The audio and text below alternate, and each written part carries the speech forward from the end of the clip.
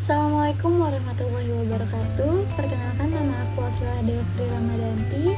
Aku berasal dari Bekasi, Jawa Barat, dan aku berasal dari instansi Poltekkes Kemenkes Semarang. Saat ini aku ingin menjelaskan tentang PUEBI. Apa sih PUEBI? PUEBI itu adalah pedoman umum ejaan bahasa Indonesia. Jadi dalam PUEBI itu ada penulisan kata, kalimat, tanda baca, dan huruf-huruf yang sudah disepakati secara bersama dengan pengembang-pengembangnya. Nah, dalam PUEBI ini ada tiga hal yang penting, yaitu ada pemakaian huruf, penulisan kata, dan juga ada pemakaian tanda baca. Kalau dari pemakaian huruf, sebagian besar dari kalian pasti udah tahu huruf abjad, huruf vokal, dan huruf konsonan. Tapi mungkin yang masih kalian asing di telinga itu huruf diftong. Kalau huruf diftong itu campuran antara dua huruf vokal. Contohnya AI, yaitu pandai katanya. Lalu ada OI, gabungannya, contoh katanya itu amboy. Nah, terus juga ada gabungan dari huruf konsonan. Kalau gabungan huruf konsonan itu contohnya NY, SY, NG, seperti itu. Nah, kalau untuk NG itu seperti dilarang, dibacanya jadi ang. Kemudian SY itu syarat. Kemudian ada NY itu nyata, seperti itu. Kalau untuk huruf kapital pasti semuanya udah tahu. Itu biasanya digunakan untuk di awal kalimat, nama instansi, nama seseorang, nama perusahaan, dan lain-lain. Selanjutnya ada huruf miring.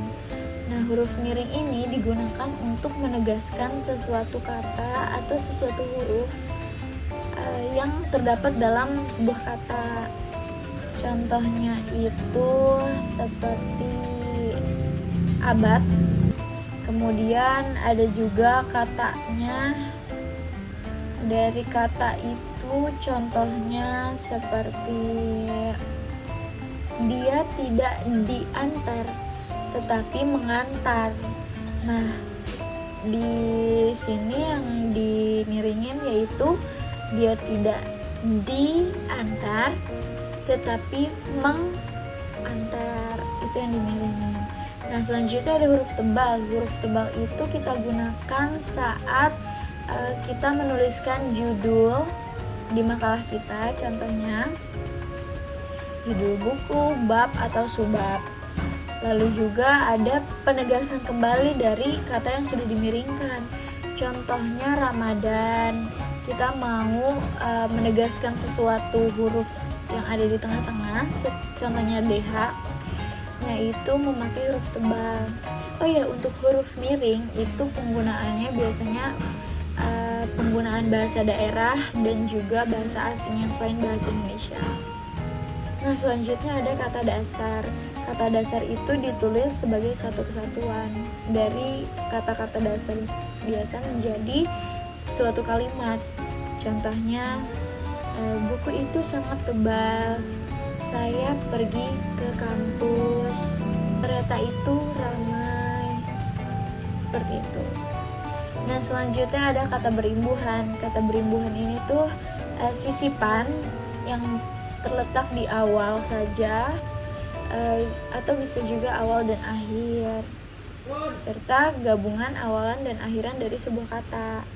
Contohnya ada berjalan, berkelanjutan, kata dasarnya lanjut. Kemudian ada gemetar, lukisan, kata dasarnya lukis, gemetar kata dasarnya getar, dan kemauan, dan lain-lain, banyak lagi. Ada juga wan, wi, seperti sukuisma, seniman, kamerawan, gerejawi, dan biasanya ada juga wati, karyawati, karyawan.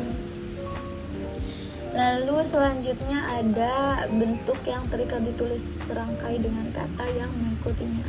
Contohnya seperti antar kota, antar negara, antibiotik, narapidana, non kolaborasi, pasca sarjana, dan lain-lain. Namun ada juga sebagai catatan kata yang penggunaannya itu tidak digabung secara langsung, tetapi di tengahnya itu ada tanda penghubung, karena kata tersebut itu menggunakan huruf kapital.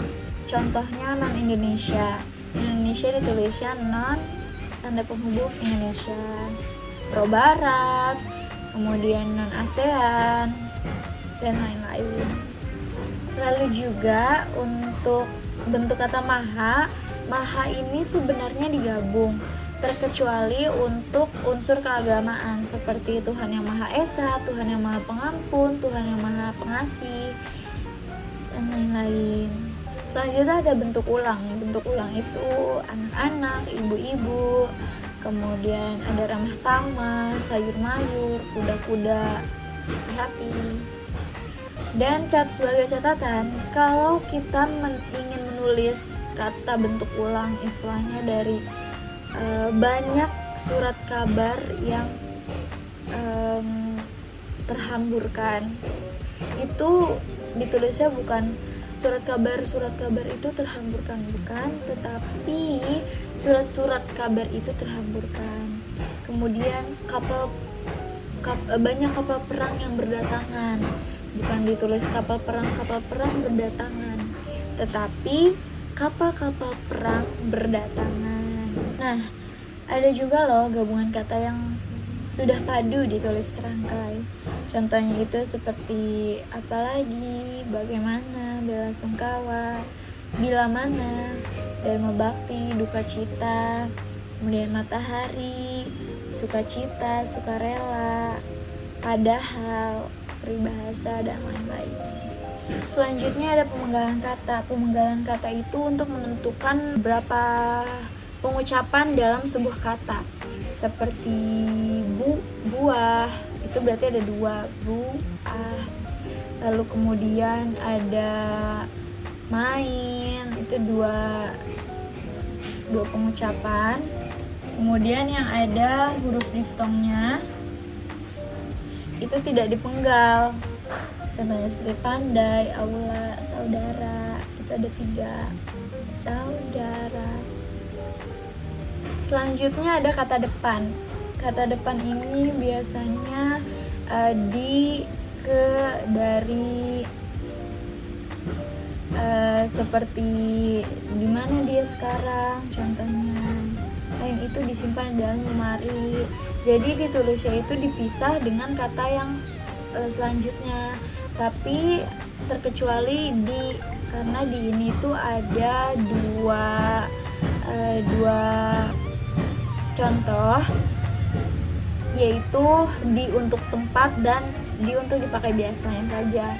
Istilahnya kalau di tempat itu seperti saya sedang di Jakarta, saya sedang di Depok, saya sedang di Semarang. Nah, penggunaan di pada saat kata itu dipisah. Tapi kalau di yang digabung itu seperti dipandang, dilihat, dirasa, dilakukan, itu digabung karena tidak ada unsur tempat. Seperti contohnya, minuman itu disimpan di dalam lemari es, seperti itu. Kemudian ada singkatan dan akronim. Nah, perbedaannya apa sih antara singkatan dan akronim? Kalau untuk singkatan sendiri itu contohnya kartu tanda penduduk. Kita ambil itu dari huruf depannya saja. Itu untuk singkatan. Jadi KTP. Kemudian ada SIM, surat izin mengemudi. Nah, untuk catatan, SIM ini bukan dibacanya SIM, karena itu bisa jadi sebuah kesalahan sebenarnya menjadi akronim.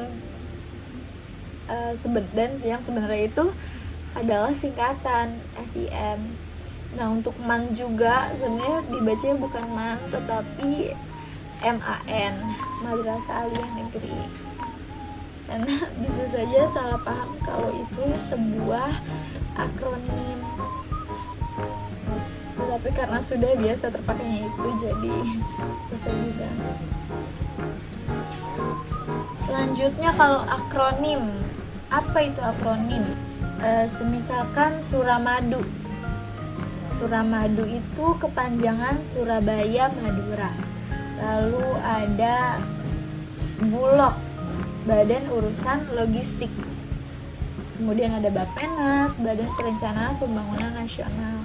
Jadi kalau untuk akronim itu ditulis seperti menulis kata baru, tapi kalau untuk singkatan itu dia hanya kata-kata depan, huruf-huruf depannya saja.